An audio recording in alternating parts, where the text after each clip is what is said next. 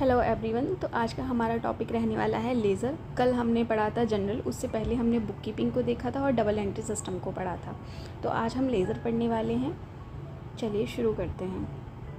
तो लेज़र है क्या? तो जनरल में दर्ज किए गए लेन देन को अलग अलग खातों में वर्गीकृत करके जिस पुस्तक में लिखा जाता है उसे हम क्या कहते हैं? उसे हम लेज़र कहते हैं, यानी कि बही खाता कहते हैं। लेज़र वह पुस्तक है जिसमें समान प्रकार के ट्रांजैक्शन को एक ही खाते में संकलित किया जाता है। ठीक है, लेज़र क्या है? वह पुस्तक है जिसमें समान प्रकार के ट्रांजैक्शंस को एक ही खाते में संकलित किया जाता है। मतलब जो अलग अलग, जैसे अलग अलग प्रकार के ट्रांजैक्शंस हैं तो हर ट्रांजैक्शंस की अलग अलग कैटेगरी के हिसाब से हम अलग अलग रिकॉर्ड कर देते हैं। ठीक है, जैसे आगे चलते हैं। लेज़र का अर्थ समझो। जनरल में ट्रांजैक्शन डेट वाइज लिखे जाते हैं। ठीक है, कल ये हमने पढ़ा था। जबकि लेज़र में हम क्या करेंगे? अकाउंट वाइज लिखेंगे। कैसे लिखेंगे? अकाउंट वाइज लिखेंगे। जनरल में डेट वाइज और लेज़र में अकाउंट वाइज। अब कुछ एग्जाम्पल देख लेते हैं। कैश से संबंधित सभी एंट्रीज़ कैश अकाउंट में जाएंगी, राम से संबंधित सभी एंट्रीज़ राम के अकाउंट में जाएंगी। ठीक है ना? तो क्या समझ में आया? अगर कैश से रिलेटेड जितनी भी एंट्रीज़ हुई हैं तो सारी किस में जाएंगी? कैश अकाउंट में। राम से रिलेटेड जितनी भी एंट्रीज़ हुई हैं तो वो जाएंगी राम के अकाउंट में। लेज़र को क्या कहते हैं? तो लेज़र को अकाउंटिंग की प्रिंसिपल बुक या बुक ऑफ फाइनल एंट्री कहा जाता है। प्रिंसिपल बुक या बुक ऑफ फाइनल एंट्री किसे कहा जाता है? तो लेज़र को कहा जाता है। लेज़र की विशेषताएँ क्या क्या हैं? तो चलिए देखते हैं। पहली है अकाउंट वाइज क्लासिफिकेशन करना। ठीक है, कैसे क्लासिफिकेशन होता है हमारा? Account wise. अगर राम से रिलेटेड एंट्रीज़ हैं तो सारी राम के अकाउंट में हैं, और कैश से रिलेटेड हैं तो सारी कैश अकाउंट में है। इस तरीके से तो ट्रांजैक्शंस को अलग अलग अकाउंट्स में बांटा जाता है। परमानेंट रिकॉर्ड रहता है ये स्थायी रिकॉर्ड्स प्रदान करते हैं। ठीक है, परमानेंट रिकॉर्ड्स। फाइनल बैलेंस ज्ञात होता है। हर अकाउंट का क्लोजिंग बैलेंस निकाला जाता है। ट्रायल बैलेंस बनाने में हमें क्या मिलती है? हेल्प मिलती है। लेज़र बैलेंस से ट्रायल बैलेंस बनाया जाता है। लेज़र पोस्टिंग क्या है? अब देखते हैं कि लेज़र पोस्टिंग क्या है। तो जनरल से एंट्रीज़ को संबंधित अकाउंट्स में ट्रांसफ़र करना ही क्या कहलाता है? लेज़र पोस्टिंग कहलाता है। कल एक क्वेश्चन आया था टीटीटी के एग्ज़ाम्स में कि जनरल से अगर हम लेज़र में किसी एंट्री को ट्रांसफ़र कर रहे हैं तो हम उसे क्या कहेंगे? पोस्टिंग कहेंगे। इसके बाद हम देखते हैं कि जो लेज़र का फॉर्मेट होता है वो कैसा होता है। कल हमने जब जनरल पढ़ा था तो हमने उसमें जनरल का फॉर्मेट देखा था, जैसे जनरल एंट्रीज़ हम किस फॉर्मेट में करते हैं। इसी तरह लेज़र का भी फॉर्मेट होता है। जैसे कि देखिए, सबसे पहले हमने क्या लिखा? डेट, पार्टिकुलर्स, जनरल फोलियो, उसमें था लेज़र फोलियो, उसमें है जनरल फोलियो, फिर अमाउंट, फिर डेट, पार्टिकुलर्स, जनरल फोलियो और फिर अमाउंट। मतलब इधर साइड आएगा डेबिट, इधर आप देखोगे क्रेडिट। ठीक है, इतना समझ में आ गया। अब आगे चलते हैं, देखते हैं कुछ एग्जांपल्स। जैसे मान लो नगद से, मतलब नगद फर्नीचर ख़रीदा है हमने 10,000 रुपये का। कितने का ख़रीदा है? 10,000 रुपये का। 10,000 रुपये से हमने फर्नीचर ख़रीदा। ठीक है, नगद ख़रीदा है। अब जनरल एंट्री क्या बनेगी? Furniture account debit to cash account. ठीक है, मतलब 10,000 रुपये अमाउंट जो है डेबिट हो जाएगा, 10,000 हमारा क्या है? क्रेडिट हो जाएगा। आपको पता ही है कि टू का मतलब यहाँ पे क्या है? क्रेडिट, और ये हमारा ऊपर वाली अमाउंट जो है वो है डेबिट। आगे चलते हैं कि लेज़र पोस्टिंग कैसे होती है। थोड़ा इस चीज़ को समझने की कोशिश करेंगे।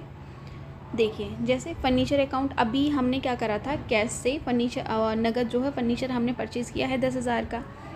अब क्या होगा? हम इसको फर्नीचर अकाउंट में इसकी जो है एंट्रीज जो है करेंगे। कैसे करेंगे? तो डेबिट साइड अमाउंट, ठीक है, टू कैश अकाउंट 10,000 रुपये। इसी तरीके से हम कैश अकाउंट में भी करेंगे 10,000 से, क्योंकि यहाँ पे हमारे दो अकाउंट जो हैं वो दो अकाउंट बनेंगे। पहला बनेगा फर्नीचर अकाउंट, दूसरा बनेगा कैश अकाउंट। तो दोनों में ही हमारी एंट्रीज़ होंगी। ठीक है, दोनों में भी क्या होंगी? हमारी एंट्रीज़ होंगी। फर्नीचर अकाउंट में भी हो, मतलब फर्नीचर अकाउंट भी क्रिएट करा जाएगा और कैश अकाउंट भी क्रिएट किया जाएगा। आगे चलते हैं। अब कुछ बेसिक सा कॉन्सेप्ट है जो हम समझ लेते हैं। जैसे टू और बाई, हम जैसे किसी चीज़ को, जैसे मान लो अभी हमने क्या किया? हमने एंट्री बनाई थी कि furniture account debit to cash account. But जब अब हम लेज़र बनाएंगे तो हम उसमें टू और बाई का यूज़ करेंगे। तो ध्यान रखना है कि जहाँ टू का यूज़ करेंगे ना, टू का मतलब है डेबिट साइड और बाई कहाँ लिखा जाएगा, क्रेडिट साइड। ये चीज़ भी हमें ध्यान रखनी है। देखिए मैं यहाँ पे आपको दिखा देती हूँ, ये देखिए ये यहाँ पे, ठीक है। तो बाई और टू, ठीक है, टू कहाँ है, डेबिट साइड, बाई कहाँ है, क्रेडिट साइड। तो ये चीज़ हम यहाँ पे हमें क्लियर हो गई, ठीक है। वाई कहाँ लिखा जाता है, क्रेडिट साइड, टू कहाँ लिखा जाता है, डेबिट साइड। ये हमें हमेशा याद रखना है। अब आगे चलते हैं कि लेज़र के उद्देश्य क्या क्या होते हैं। क्या क्या उद्देश्य होते हैं, अलग अलग खातों की जानकारी प्राप्त करना, ठीक है, प्रत्येक अकाउंट का बैलेंस निकालना, हर एक अकाउंट का निकलेगा। अगर फर्नीचर अकाउंट बना है, मशीनरी अकाउंट बना है, कैश अकाउंट बना है, तो सबका अलग अलग बैलेंस आ जाएगा। इसके बाद हम ट्रायल बैलेंस तैयार करते हैं, लाभ हानि ज्ञात करना और बैलेंस शीट बनाने में हमें हेल्प करना। लेज़र के एडवांटेज क्या क्या हो सकते हैं, तो प्रत्येक खाते की पूरी जानकारी मिलती है, जैसे कैश अकाउंट, सेल्स अकाउंट या परचेज अकाउंट। त्रुटियां ढूंढना आसान होता है, गलत पोस्टिंग जल्दी पकड़ में आ जाती हैं। आर्थिक स्थिति ज्ञात होती है, फाइनल अकाउंट्स बनाने में मदद मिलती है, डिसीज़न मेकिंग में सहायता मिलती है, व्यापार की स्थिति समझने में मदद मिलती है, ठीक है। अब कुछ MCQs को कर लेते हैं जो कि लेज़र से रिलेटेड हैं और एग्ज़ाम्स में बार बार पूछे भी जाते हैं। जैसे लेज़र को किस नाम से जाना जाता है, तो लेज़र को किस नाम से जाना जाता है, प्रिंसिपल बुक नाम से जाना जाता है। क्वेश्चन नंबर 2 है, लेज़र में एंट्रीज़ किस आधार पर लिखी जाती हैं, तो अकाउंट वाइज लिखी जाती हैं, लेकिन जनरल में हम डेट वाइज लिखते थे। जनरल से लेज़र में एंट्री ट्रांसफ़र करने की जो प्रक्रिया है क्या कहलाती है, पोस्टिंग कहलाती है। लेज़र को कौन सी पुस्तक कहा जाता है, तो बुक ऑफ फाइनल एंट्री बोला जाता है। क्या बोला जाता है, book of final entries. Question number 5 है, लेज़र में टू शब्द किस पक्ष में लिखा जाता है, तो किस में लिखा जाता है, डेबिट साइड पे, और डेबिट साइड पे क्या लिखते हैं हम, टू, और जो क्रेडिट साइड होगी उसमें हम लिखेंगे बाई, ठीक है। क्वेश्चन नंबर 6 है, लेज़र में बाई शब्द किस पक्ष में लिखा जाता है, तो क्रेडिट साइड में, ठीक है। क्वेश्चन नंबर 7 है, ट्रायल बैलेंस किस से तैयार किया जाता है, तो लेज़र बैलेंस से तैयार किया जाता है। लेज़र का मुख्य उद्देश्य क्या होता है, अकाउंट्स का वर्गीकरण करना। क्वेश्चन नंबर 9 है, कैश अकाउंट किस प्रकार का अकाउंट है, तो हमारा रियल अकाउंट है। लेज़र किसके बाद तैयार किया जाता है, तो जनरल के बाद। पहले जनरल बनता है, देन लेज़र बनता है, और उसके बाद हमारा ट्रायल बैलेंस बनता है। कुछ क्वेश्चंस ऐसे हैं जो UP PGT TGT इन सारे एग्ज़ाम्स में पूछे गए हैं, चलिए देख लेते हैं। पहला क्वेश्चन है कि किए गए वास्तविक व्यय में लागत का निर्धारण कहलाता है।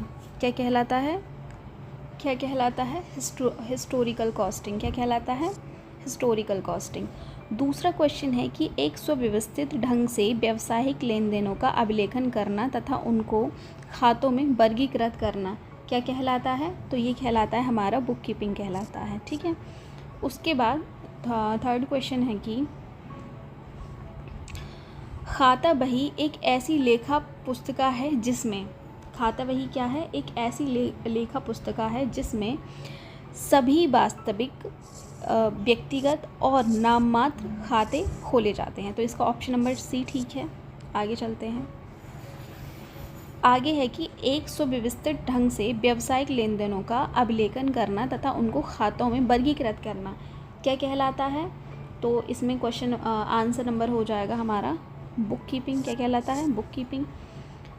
उसके बाद एक क्वेश्चन और है, इसका आंसर आप कमेंट में कमेंट करके बताइएगा। Thank you so much for watching this video guys, thank you so much.